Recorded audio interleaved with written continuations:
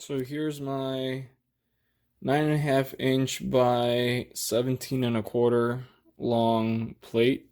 It's 1/4 inch thick. Before I use the bottom template that was created for the batteries, I'm going to first use blue Dykem and just brush it on here, let it dry out, and then place this on top, and then use either a razor or something sharp to just etch out my cardboard template onto the aluminum plate, and then just cut it out. This is what the aluminum plate will look like once I cut it out and install it.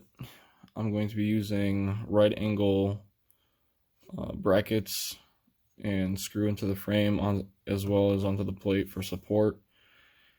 So the reason I have cutouts there is because of the kickstand, and I might also have a way to cover this gap for the shield, the front shield of the motorcycle, but the aluminum plate goes out further, so I'll figure out what I can do here to fill in that gap. But this is just a quick reference for you guys to see how far out the aluminum plate, so I have some space to work with.